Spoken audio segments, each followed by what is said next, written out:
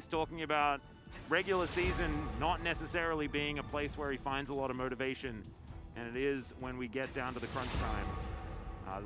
Really, they do start to perform. And of course, he had a bit of a shaky game in game one there. Was focused down a lot by Frederick, and they are going to ban what looks like the same thing so far, at least. Yeah, and now that Zeri is banned, you know, I don't think you necessarily need to ban both the Karma and the Caitlyn here, but this does lead towards potentially a first pick Jinx or Ahri route for Frederick. The Xayah ban here I like a lot because it's kind of pushing, it's kind of nudging towards the AD carry route. Maybe Showmaker wants to play the Ahri this time around.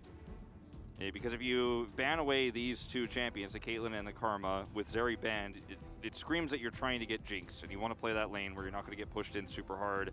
Yeah, and the Xayah to me is screaming that Damwon just want to make a horse composition. Aphelios is going to be the first lock-in, actually does okay against the Hecarim, especially if you get the right weapons for it. Yeah. But like a Hecarim Ahri here sounds absolutely terrifying to me. Well, now you've given over Jinx Ahri. And oh, that's also really scary. It's a really strong combo we've seen so much here in the LCK because the Ahri setup gives you the Jinx excitement, but we're going down a completely different path here. Taking the Leona away from the Aphelios, grabbing a Jace early, and this is into Morgan, right, who likes to play these, you know, very melee bruiser champions that fall off super hard. Jace does not. In fact, he gets stronger as the game goes on. Is it Ryze Malphite? I don't think it's Ryze Malphite, but it is going to be the Ryze. So they will have control here of the tempo around the early mid with Realm Warps. They're very difficult to gank the Leona lanes with this one, and obviously it's a Jace on the top side, so you're not feeling too great about this one just yet. Yeah. Something like a Volibear with this, and you're starting to feel a little bit better.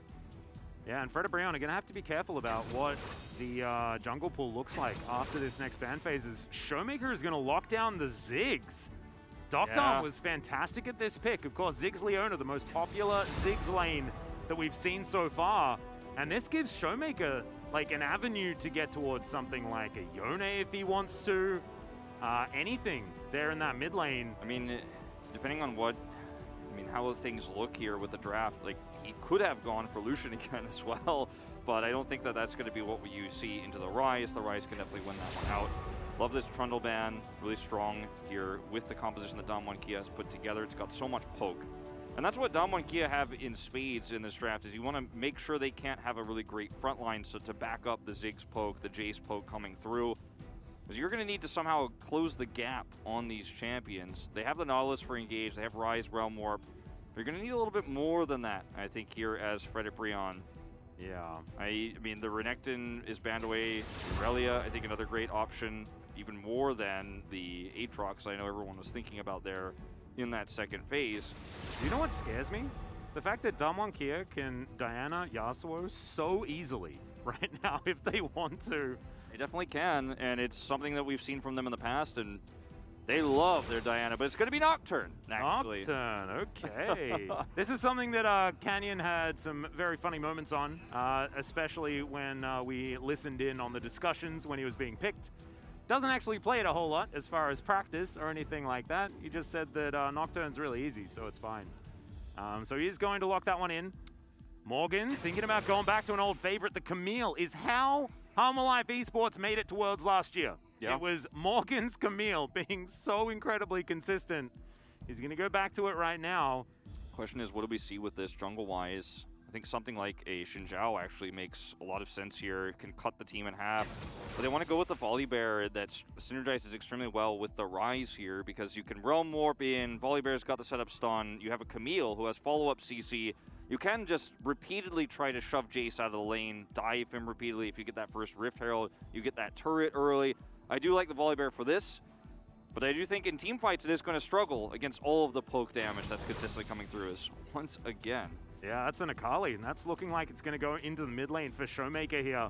This was actually one of his most powerful picks when Damwon Kia were at the height of their dominance, right? Like, Showmaker was definitely known for his Akali play. Lava as well. Definitely a very practiced Akali player, so should be able to play against it, but we'll see how the Ryze is going to do. Should mean that Fred and Brion have control of the mid game at least early. And for a Volibear composition, that is very important. Yeah, this is kind of, interestingly, almost exactly the opposite in terms Unless of the last it's game. mid-Jace. Which is definitely a possibility. I was going to mention that, you know, considering the Akali into the Camille, you like that one a lot more. She's a lot more survivable under turret than the Jace is going to be. And they will swap it out last second. The Jace is also going to be able to put up with Ryze in the early game a lot better. I like this setup more because the Ryze is going to have free push. You're going to have control of the top side of the map too. That gives you the opportunities with those Realm Warps and the Volleyball pick to get ahead very easily. But if you swap these two champions, then it becomes a little bit more complicated here for Frederick to execute that dive top side. And we can still see lane swaps within the game. Like, there is a possibility we actually see those traded between mid and top. Well, I mean, theoretically, yeah, we could. As, of course, solo laners are starting to become solo laners rather than mid and top laners. But right now, of course, Chovy playing this one a lot, the Jace in the mid lane. Showmaker dabbled in it as well, just a little bit, but it's been a while since we've seen Jace make his way into mid. Bertel, of course, having a great game on the Akali. I like sticking to something that he was very strong at. But now he has to deal with the Camille. Rhyme not intended. As the players make their way onto the Rift for game number 2. Frederick wanting to even out the series, make it into another best of 3 between these two squads. And Damwon Kia wanting to get match point very early on with a possible 2-0 start after this game. That is the game plan here. Ooh, best skin choice here for Canyon as well. Spooky Ghost Nocturne, my absolute favorite. It's really interesting how the Nocturne can operate into a comp like what Frederick Brion are running, because it's very low range. You've got the Ryze, the Aphelios as your kind of carries. Your top laner is going to be looking to aggressively hex tech forward and try to lock down the Ziggs or the Jace, you know, if you can get that close in. But that allows Canyon to actually ult the backline when those melee champions go in.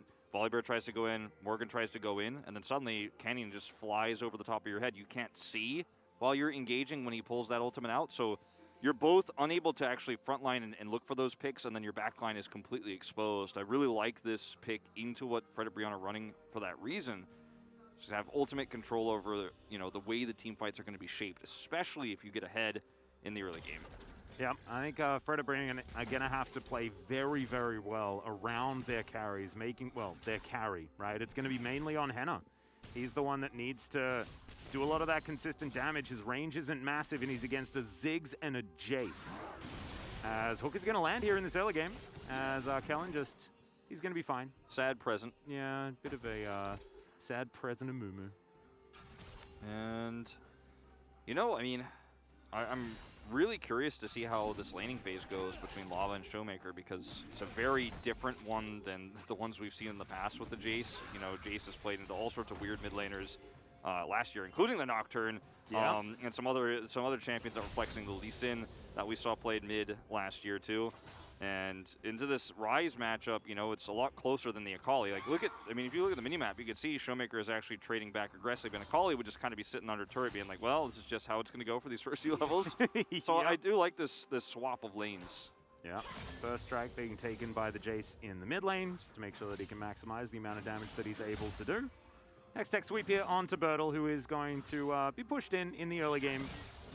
Not necessarily the time for the Akali. Great little trade there for Morgan. Does take a turret shot though, as Showmaker will lose out on that trade at least. 100% win rate on the mid Jace so far, 3-0. Yeah. We mentioned that he dabbled in it. Dabbled pretty successfully, as it turns out. And this was during, obviously, a very dominant era of Damwon Kia, where, you know, he was winning with basically everything. He also is our biggest champion pool mid laner that we showcased earlier on the pre-show. Yeah. I think this is his 16th now this season. 17th, okay. If we include playoffs in regular season, yeah. Insane. It's definitely a large one. Okay, here's the first dive towards bottom side. Yeah, trying to capitalize here. Zumpty and Lava, both of them going to move on in the flash. Wastes absolutely no time to Zumpty, as it is going to be first blood going over to the Aphelios. It's exactly what bro needed, as Kellen flashes on top of Lava, gets his flash out, and that is actually great. You'll trade flash and ignite for a flash on the mid lane, and there's a possible avenue now and for Damwon to attack. Showmaker's going to be trying to get some plate gold here in the mid lane. I don't think he'll be able to get it quite on this first trip, but he's going to significantly get a lead here in terms of the laning aspect of this game. And the Realm Warp plays that we could see with this Volibear can be illustrated before Realm Warp is online. You can actually do this at level 4 as Lava if you have enough control over the lane, which at this moment he did. Jace had just teleported back. If you see at the Summer Spell at the bottom, he had just returned to lane, so Lava had that extra prio, takes his opportunity here to dive. And yes, it's a flash that is picked up here from Kellen, and he trades back a kill, but the most important part of this is the Aphelios gold. He gets first blood, and that's the most significant exchange here. Leona picking up a counter kill isn't as important, and that flash that's lost for Lava, yes, you know, you feel good about that, but isn't as significant at the end of the day. So definitely a huge trade up here for Frederibrion. Yep, nicely done. Getting money on the Aphelios, just a brilliant thing. Right now you can see as well, Morgan has the lane in a perfect position. Bertle is going to be walking his way back. Looking like he wants to hold on to the TP, which I find very interesting as Delight's going to move forward. Docton taking a lot of damage, has to flash. Graviton power right there, and this is why you see Aphelios Nautilus, Aphelios Leona in the early game against champions like the Ziggs can be such a big threat, as he doesn't really have any way outside of his satchel charge of getting away in moments like this. You mentioned Docton having a phenomenal performance on the Ziggs so far. He's 4-2 on the champion career-wide here in the LCK. As, you know, plays like this, getting rid of that flash means when the Realm Warp play comes up in a minute with Umpty on this Volibear, when he comes over, tries to turn that turret off, being flashless is such a huge problem as the Ziggs. And Aphelios isn't going to need a flash to make that dive play happen. The Ziggs is going to probably need it to escape. Yeah. Or he's just going to get zoned out of farm, which happens a lot. Yeah, this is the thing. It's the fact that Frederibrion are actually playing super aggressively with this composition in the early stages of the game. Of course, Ryze and Volibear, two champions that want to have mid-game dominance. And they're setting up for that win condition now. It's not necessarily Frederibrion's forte, but it is certainly something that they can try to play around with this composition. Red-white guns here available for Henna. And Delight just lying in wait, trying to get more done. And we know that Delight, when he's on, he is so extraordinarily good. Let's see whether the Nautilus is going to be a harkening back to that. Yeah, I mean, last game he had some great moments for sure when the game was even, and in the mid-game, you know, was caught a little bit, didn't have as great of a time, but in the early parts of the game last time, he was definitely feeling himself a little bit on the Rakan. And in the second game, he's going to be pressing his R button to the fullest of his capabilities to do so when the Volibear runs in. And so, in moments like this, when you have this wave pushed in, Lava's not seen on the map, like this is where you can threaten Duckdom. Notice how far back Duckdom is standing right now because he just does not know where Umpty is, doesn't know where the Ryze is right now. Yeah. And this is the power of compositions like this into someone like a Ziggs, or a champion like a Ziggs. And it's also like about playing into a Nocturne as well, who's so reliant on level 6. Yes. And Frederibrion have just identified the fact that they can do whatever they want until that point has been reached. Canyon very, very close to that right now. But already, Frederibrion being able to get themselves first blood is a good move. But we're talking about this like Frederibrion have it, you know, all under control. They don't have the gold lead right now, and so far, Dalmonkia with a lot of control on the top side of the map and keeping things very even here in mid as well. So we can see Showmaker now able to pull ahead by a few CS. And despite the, you know, dive working out, it still was an assist going over to Ziggs, and he's only a few CS behind, so it's not like he's just been removed from the game. Like, it wasn't that much of a successful shutdown. You know, sometimes we'll look at games like this where Frederibrion's behind and you're like, okay, but it's fine because the Ziggs doesn't exist. But he's actually just recovering very nicely. And now level 6 is hit for Canyon here. Yeah. And this is where the sparks can really start flying. Well, speaking of flying, in comes the Nocturne, and that is a Mega Inferno Bomb to death. It's going to be the Nocturne that grabs the kill as well, and that's actually great news for Dalmonkia, as immediately they strike back against Henna. And I was about to talk about the fact that the Aphelios, if he does get fed, it's so huge for Frederibrion because then he gets to fight off Canyon and doesn't necessarily die to him, especially if Severum's up. Yep. He had Severum crescendum, but it was just 100-0'd. And that's going to be a plate going over the Ziggs, who deals with turrets so extremely well. Can just toss bombs out here to get his cooldown on his passive so he can hit that turret a little bit harder. That's 2 plates, and this is without Herald. Now, Umpty is taking that one right now, but you feel like you've already kind of equalized the value of the Herald that's going to go over here to Frederibrion because you've gotten 2 plates on a Ziggs, who picked up a second assist. As you mentioned, the kill did go over to Canyon, but it was a really nice engage from Kellen, and that's why this Leona Ziggs can be so powerful with a long-range jungler. You know, even something like a Zac, it works extremely well with this too, because if you hit the stun with the Leona, then you have the follow-up bomb, and the long-range jungle engage, it's just so clean. Like, watch how this happens. There's just a momentary lapse of judgment here from Henna, and then he gets hit by Zenith Blade, Solar Flare, Inferno Bomb, and the R button from Canyon all at once. Watch Canyon's perspective on this. He waits for the engage. Yeah, like exactly the right range. Hex Flash, boom, everything is completely timed out. Yep, and that's the follow-up, right? And so now Kellen can basically just engage at all times, and then Mega Inferno Bomb and the Paranoia come down, and they get to choose their targets, right? This is what this composition can do from ahead, especially. But the crazy thing is that Zig scales extraordinarily well at the same time, and in this composition, they have a huge range advantage just in general. Yeah, and so many junglers that aren't relevant right now in this meta are relevant with comps like this. As Birdall gonna, that was a nice little shield back. Very nice. Oh, I was just gonna say that the Nocturne functions very similar to the Viego in a comp like this, where the Jace hits the poke, the Ziggs hits the poke, and then Viego gets in and gets the resets. But Canyon just kind of gets to press R on somebody, and then they die. Yeah. It's like, oh, you got hit by a bomb. Like there will be times later on in this game where Duckdom will ult Henna, and if Henna is hit by that, Canyon presses R and kills him. Speaking of killing. Oh yeah, tactical sweep comes down as Birdall is going to find the backflip. Morgan throws down the ulti, but the perfect execution's there. Morgan not going to have the ignite take him down, but Birdall is going to stand his ground and win right now against the Camille. Great news for Damwon Kia, able to at least assert some dominance there towards the top side. Another great summoner exchange favoring Birdall as well. Ignite for Flash, he'll take that any day of the week. And he's going to take it one more time here. It's starting to take about a 20 CS lead here. And as uncomfortable as he's looked at times on the Akali, not in this game, as Fredit Breon have control over this Drake. But once again, if this poke hits, they can engage. Yeah, Solar Flare comes down. Paranoia's in as well as Canyon is going to dive on top of the Drake. But Umpty is going to be able to lock that one down. Immediately Flash ults to get himself out of the way. Showmaker in a lot of trouble, but he's going to survive for the moment. The Infernum is not going to hit him. No one dies on the side of Fredit Breon or Damwon Kia. So theoretically, Bro walk away with the Drake and all is fine. Damwon Kia didn't have enough setup time to hit that poke like we were talking about to then execute a backline target. So even though the ult was really good there from Canyon, gets him on top of the Drake, he's not fast enough to do it in order to get the smite away. And obviously Damwon Kia could have lost that fight miserably if Showmaker's positioning wasn't so god tier in this fight. Because notice they have a moment where they're like, all right, we're going in. Solar Flare comes in, then the ult button is pressed, Canyon gets on top of the Drake, isn't able to smite it away.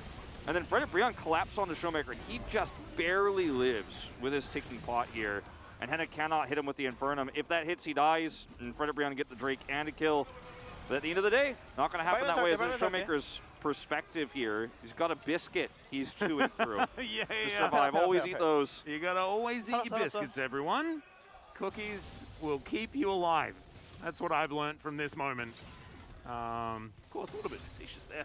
Fredit Breon do get true Drake lead from this, which is something they absolutely need to have in a game like this, is to have that tempo advantage. However, find themselves 600 gold behind right now. Not ideal. The lead isn't big enough, but at least they're able to hold on to both objectives. If Damwon Kia wrestle that away and win that team fight, the momentum shift is insane, can't be overstated. But they still keeping the objectives in their hands. Now the Rift Herald to be dropped. Yeah, well, 3 members here from Damwon Kia. Wanting to try and lock this one down. They may actually just kill Shelly as the hook is going to connect, and it's going to be the Nocturne falling down. So they trade Shelly for the jungler of Damwon Kia.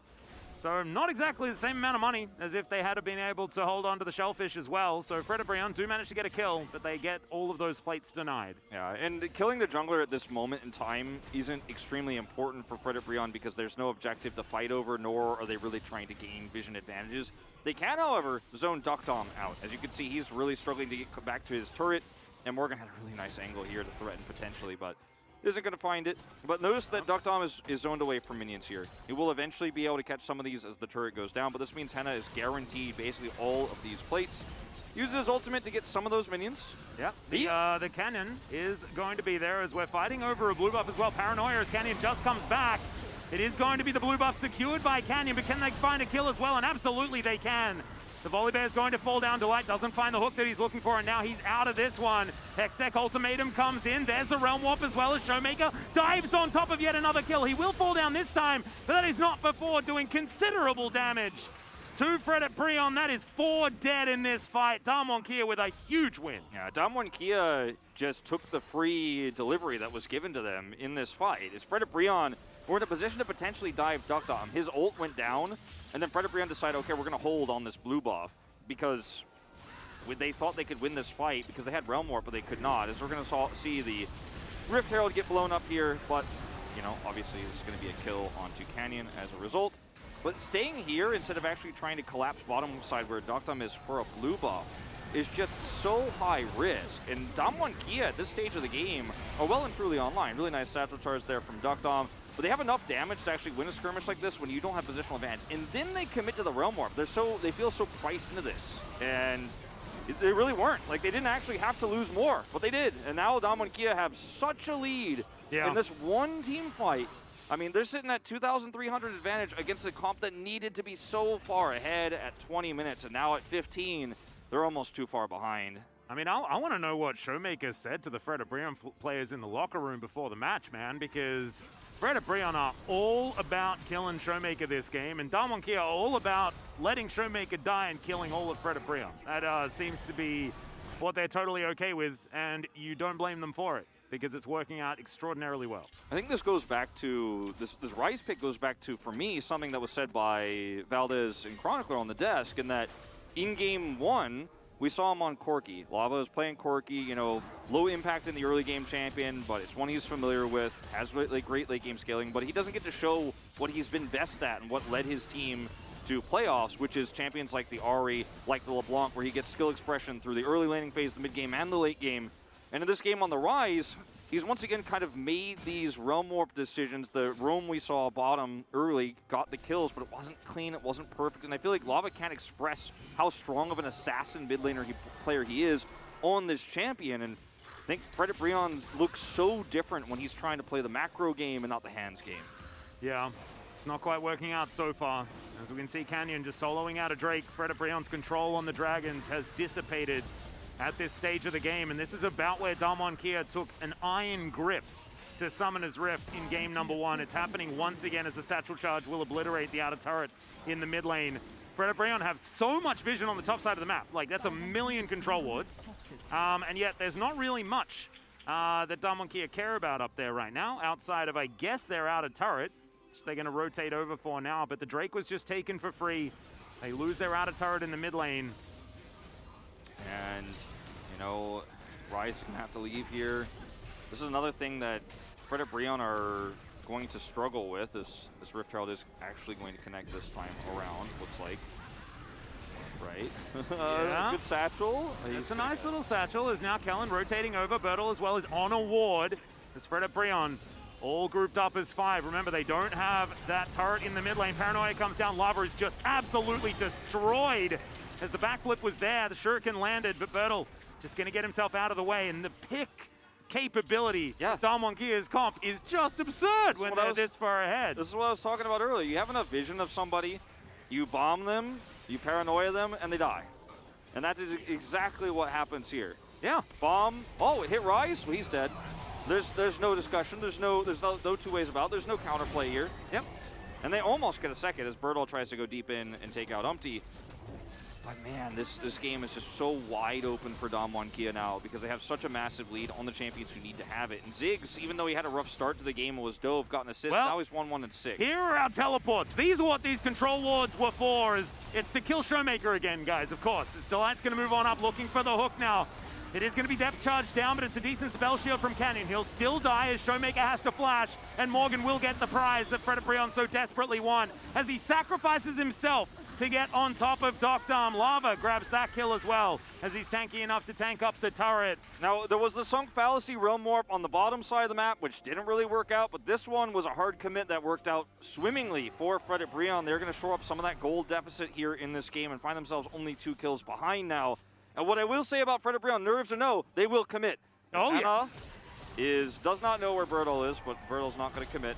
But this is one thing that's really important in a best of 5 like this, is actually still having the ability to make tough calls. Yeah. Umpty didn't have smite, so Bertel is going to be able to grab this one. Making tough calls like this for Frederick Brion, even though sometimes they're not necessarily the right ones, when they are, maybe you get ahead, maybe you get an advantage here. They're so far behind in this game, and they still make a call to do this. If this fails, and Damwon Kia get a few more kills, the game just ends. I mean, it may be already, too far to catch up, but at least plays like this that work out for you as Frederick Brion, you can tell the comms are still flowing. This team is still communicating. This team is still trying to use their composition to make the plays they know they can do with this. They get losing is a winning position for Fred Brion, okay? We know this. We know this. If they're down, that is only giving them more power. But that is a few kills that they picked up. They're not able to get themselves a gold lead or anything like that. And the state of the map is still the state of the map that it was over the last little while. A lot of topside vision that's not necessarily able to be played around. And Fred Brion need to start fighting for these Drakes, need to start getting themselves to a potential soul point or something like that. Yeah, and in 2 minutes' time, we will have that fight. And for Fred Brion, most critical thing is that they keep Henna alive, and he is not the one who gets hit by the bomb. There's Zig's bomb coming through, because a Mega Infernal Bomb hits him, and then he dies, there is no more damage. You mentioned this very succinctly earlier, like, the Rise doesn't really do damage. It's a tank Rise, and so if Aphelios is dead, Damwon Kia can just face roll the rest of the team fight. Like, Jace doesn't even need to be hit and poke. He could just go into melee form and run forward, and there's no stopping him. And that is what this comp is designed to do for Damwon Kia, is kill that backline AD carry. Yeah, their single target focus is actually just insane. And compositions around, like, whether or not a Leona can find that, like, heroic engage. And that's exactly what this is from Damwon Kia. But now, every time Kellen goes in, finds that Zenith Blade and gets to the target, there is immediately Mega Inferno Bomb and a Paranoia that comes down. So it's like every single E that Kellen throws out is the best E he can possibly do. Yeah. Because the follow-up is just so easy from Damwon Kia if Canyon is anywhere near, if Dokdom is anywhere near. So true. The other thing is that this Camille can't really side lane in this game because of the Paranoia. Can track him down so far away, so easily, it's just not safe to side lane. If he were massively ahead, we could have a different conversation, but with Morgan at the state of the game he's in right now, he cannot. Well, Everfrost is going to connect there onto Kellen, but Clips is just going to tank 1 billion damage, and he's going to walk out absolutely pleased with the situation. Leona, everyone. Yep. Pretty good at face checking. And it's tank Rise, so, you know, he did his combos, he was machine gunning, but it's not doing damage, unfortunately, at this stage of the game. At any stage of the game, he just isn't going to be doing that. Not old Rise here we're watching. Yeah, the combo is up. Fred Brion have to be very, very careful as Morgan on a flank right now. Lava gets shuriken. He should be all right. Bouncing bombs, not quite connecting it. Here's the Paranoia. There's the Solar Flare into the backline. Henna is alive for the moment, but not for very long, as he just gets wiped out. The perfect execution, just beautiful. There from Bertle as well. It's a triple kill for Dokdom, and I think it's about time Fred Brion started thinking about Game 3. Yep, this game is over, Atlas. So this was just once again a showcasing of what this comp could do, but also showcasing of how good our observers are and how they hit the vision of what Fred Brion could and couldn't see. Because what the observers knew, which we also knew, but you know, if you're watching at home, it feels like you can feel the tension. Where's Kellen? Where's that bomb coming from? Where's Canyon going to ult on? And you can just see Fred Brion, they're not in a position to do anything to hold onto the Drake tightly because they need this Drake. They can't walk away from it. They need to get ahead, and they're so far behind, so they don't have a choice. And Damwon Kia are like, well, Leona is wrapping around. Like this, let's watch it with the vision. As Showmaker and Kellen both wrap around the backside here, and Morgan is trying to zone Birdall out, but he actually probably should have been a little bit closer to the backside of his team because he needs to peel. Look at how little he does in this fight. Like, Morgan goes over the wall at the end of this fight and dies because he's just not able to make any impact. From Henna's perspective. Yeah, Henna's perspective is this is impossible. He's like, he just said, get out, get out, get out. And, you know, well, very few were able to get out, in fact. But, yep, he's like, I got 100 to 0.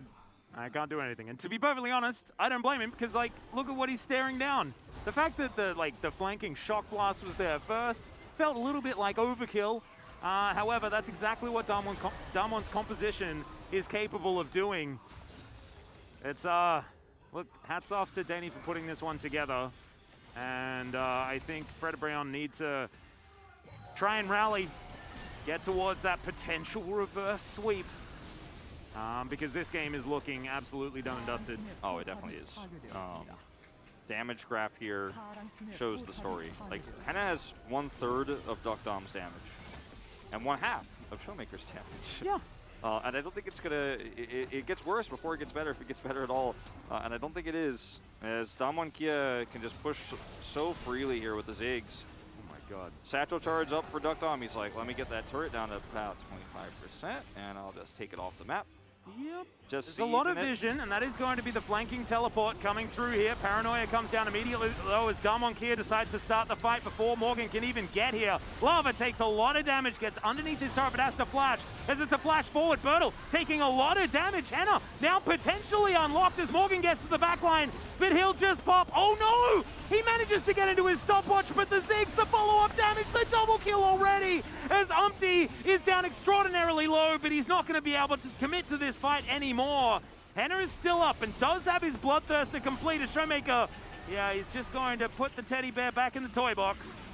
And Predaprion look for the Realm Warp play, but Showmaker's already out of there. Yeah, he's already out of there. There's no follow-up here, unfortunately. And Predaprion keep their inhibitor turret alive here. Ziggs not able to actually satchel charge that one away just yet, but Predaprion lose out in every single regard. And what's cool about the Ziggs pick when it's ahead like this is it does both burst damage, as you can see here, but also extended damage with the Leandri's burn. And he's just continuing to hit these Qs. And as the balls keep landing into the side of Predaprion, they're burning down, they're taking so much damage. Morgan's flank here is just completely shut down by a fear from Canyon. Like, cool story, bro, like, nice try. As most of the Ziggs damage just keeps hitting, it just keeps hitting, and it's just hitting over and over and over again.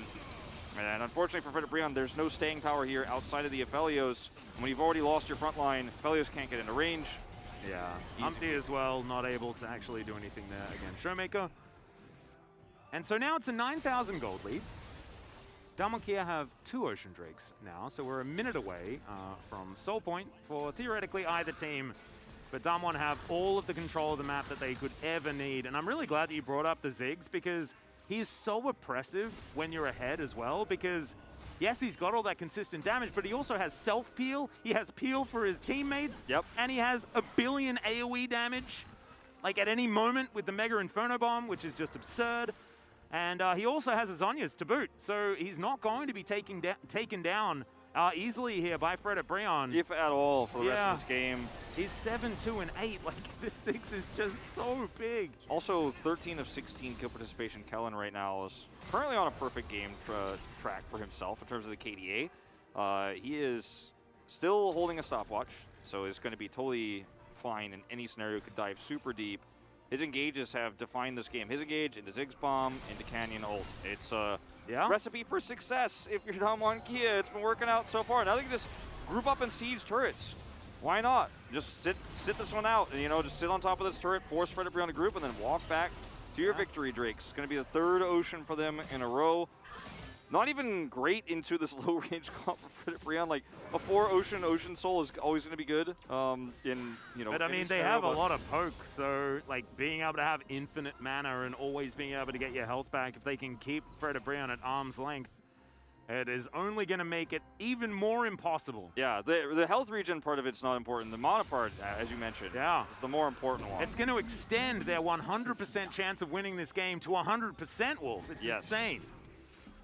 And these are the types of oppressive games that both teams tried to play, and you could see Darmonkia succeeded a lot more this time around. Their comp is a lot more well-rounded than the quirky comp we saw last game.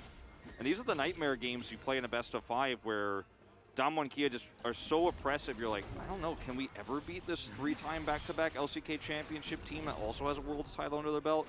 It feels so terrible to play into this, and you're like, well, we have no angle here, but we still have to try. We still have to keep our wits about us. We have to go into game 3 with the right mindset. And Darmonkia is like, I will tear your mentality to the ground. I will take all the vision away. I will take every control ward and every bush. Yeah. It's one of these games, this really does test the mentality, right? Because Predaprion right now need to be thinking about game 3. They need to be thinking about what they need to adjust moving towards that next one. Because this game, it's unsalvageable.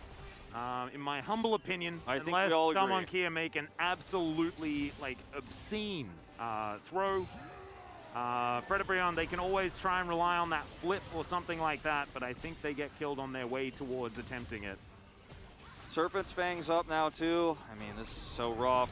Yeah, Paranoia comes in. That's an immediate cleanse there from Henna, who's trying to get himself towards that backside, but Lava is left out to try. Morgan now does find Bertle towards the back line. But he's just going to backflip away. The Rise is going to get taken down as Doctorm is going to immediately flash, and Morgan just explodes. That flash was amazing from the Ziggs. It's going to be a double kill now for the Jace as well, as Delight will be taken down, and now it's Hannah versus the world. Red, white, don't fight, but oh my god, he's actually able to stay alive for so long, but the fear comes in, and that is the ace, and that may just be the game as they march up the mid lane. We got to see what happens when Hannah dies first in the team fight. The 80 carry is gone, the damage is gone. But Damwon Kia, they wanted to one-up that. They wanted to show what it looks like when Hannah dies last in the team fight. And I guess at this point, with a massive 11,000 gold lead, the result is still just gonna be the same. As the paranoia was actually really well executed, because at that moment, there's just nothing that Frederick Brion could do position-wise. They don't know if running to the south here is correct. They don't know if running to the east is correct. Like, what's the play you can make? And even though the engage isn't clean, they take our eyes out first. Dr. satchel charge in that moment. That's why he was over that wall, because he just stopped 3 people from following up. It was actually just incredible. Yeah, really well played. We mentioned the peel, right? Ziggs has so much utility. And when you're this far ahead, he's got so much damage as they just collapse on and kill Aphelios in the end. The paranoia was so great, though, because it allowed Damwon Kia to close the gap, then set up that satchel charge, zone everybody away. And that's a Baron that goes into their hands as well. Yeah. It almost feels like Damwon Kia are intentionally dragging this game out to really get into the minds of Frederick Brion, because they have great siege with this comp. They could be pushing a lot harder, but they're just going to play it safe, make sure they win this series, and also drag Frederick Brion's mentality down to the ground before Game 3. There's no need to make any overextended plays. There's no need to rush this game at all. Damwon just going to grab this Baron after their reset, move towards this bottom side. The Ziggs is about as fed as you can possibly ever be, with his Void Staff, Rabadon's Death Cap, as well as that Leandri's, plus all the safety that the Zhonya's will afford him. Also room for some control wards, as this tower, not long for the world. Boom. Satchel to death. And yeah, he's got so much AP, like these towers, he doesn't need the execute. Maybe it's just an auto attack would be fine. Exactly, the auto attack I think did more than the satchel execute. His empowered auto, of course, with his passive. Yeah, his passive does make it even worse. Still, it's pretty nasty now that the Baron waves. Last item, rapid fire cannon. Let's do it. Make sure that we can get a little bit more auto damage and range for these turrets. Solar Flare is going to come through. Not exactly finding any joy, but you can search for these as Kellen as much as you want. Non middle CC. Don't want to dive these turrets. Just let the minions do the job. Yeah. Now the turret's down, you could absolutely see a harder engage here from Canyon. Ooh, nice little backflip there from Bertel on the backside, fighting 3 right now, but the perfect execution gets him out. That's 2 inhibitors immediately. Bertel playing this one really nicely, and it's crazy thinking about the fact that his Akali did not work out at all the last time these two teams faced. But now he's able to stand his own as the paranoia comes through. Mega Inferno Bomb comes in. DDR being played here by Henna towards that back line as Bertel goes golden. Canyon now standing in front of Delight, and Delight just disappears after he goes golden. These Nexus turrets not long for the world because they just do so much damage to them. It's obscene. Henna ran out of any of his self-heal options, and now it's just Morgan on this bottom side. Umpty fighting against Tokdam, who's got his Zhonya's himself and a whole team of minions, and is able to satchel charge his way out. Takes down the Volley Bear as well, as Lava has to watch as his Nexus goes down. Game 2 also goes over to Damwon Kia.